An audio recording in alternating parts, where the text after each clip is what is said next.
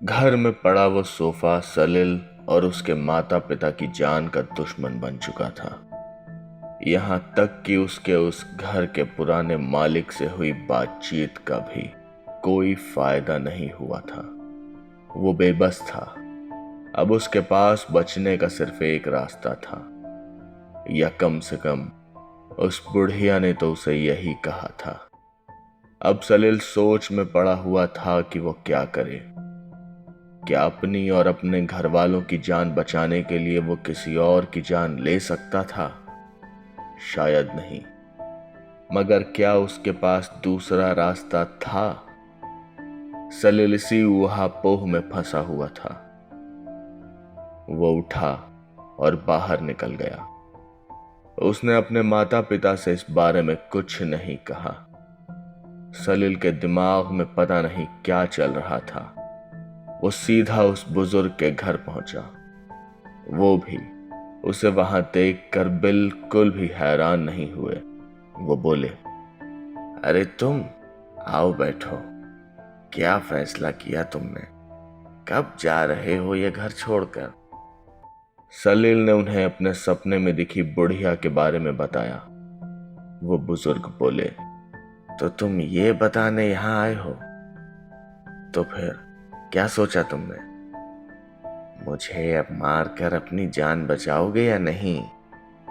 सलील उन्हें बस देखता ही रह गया। उन्होंने फिर से कहा, अगर तुम लोगों को लगता है कि मुझे मारकर तुम अपनी जान बचा पाओगे तो मैं खुशी खुशी अपनी जान दे सकता हूं। वैसे भी मेरी जिंदगी में अकेलेपन के सिवा रखा ही क्या है। मगर क्या तुमने ये सोचा है कि अगर मुझे मारने के बाद भी उस बुढ़िया ने तुम लोगों की जान नहीं बख्शी तो फिर क्या करोगे? सलील बोला, तो आप ही बताइए मैं क्या करूं? मैं कोई कातिल नहीं हूं, मगर मैं अपने माता पिता को यूं ही तिल तिल करके मरता हुआ भी तो नहीं देख सकता।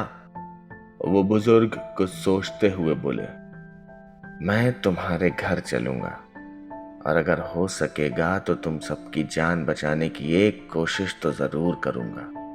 सलील सन्न रह गया। उसने ऐसा कुछ सुनने की उम्मीद तो की ही नहीं थी। वो बुजुर्ग उठे और सलील को लेकर उसके घर चल पड़े। जब वो घर पहुंचे तो सलील के माता पिता बाहर ही उसका इंतजार कर रहे थे। सलील ने आराम से बैठकर उन्हें उस घर का पूरा इतिहास बताया और ये भी कि उसने अभी थोड़ी देर पहले अपने सपने में क्या देखा था। उन बुजुर्ग ने बोलना शुरू किया, देखिए, मैं कोई वादा तो नहीं कर सकता, मगर मैं आपकी मदद करने की पूरी कोशिश करूंगा।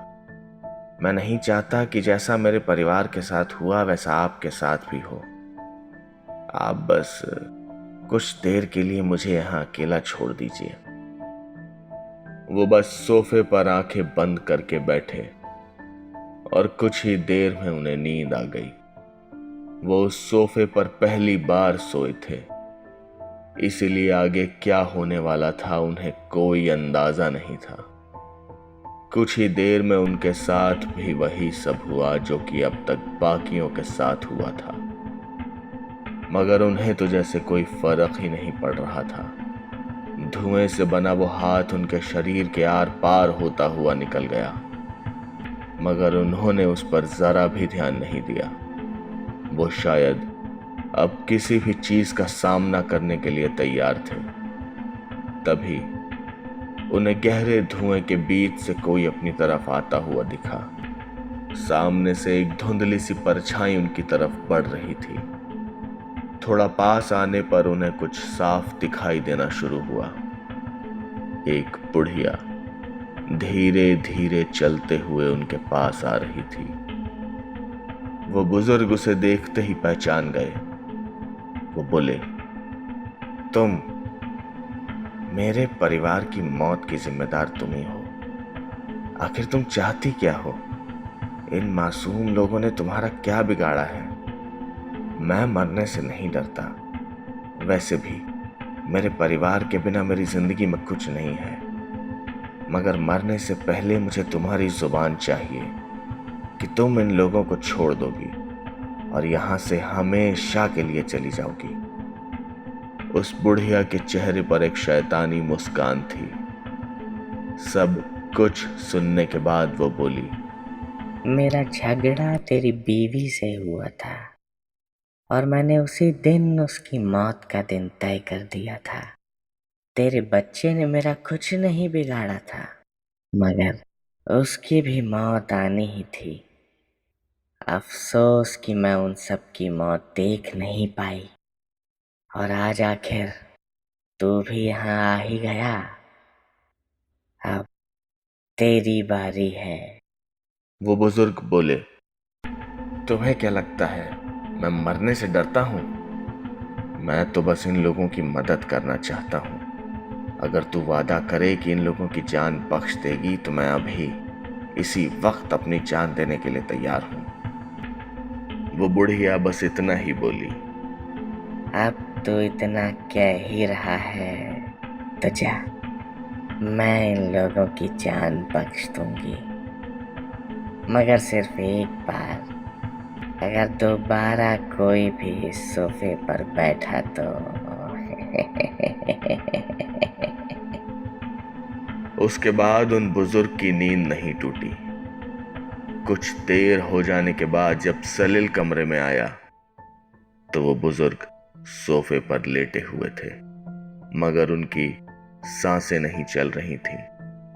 शायद उन्होंने सलील और उसके माता पिता को बचाने के लिए अपनी जान दे दी थी, या फिर शायद उन्हें उस जिंदगी को छोड़ने का एक बहाना मिल गया था।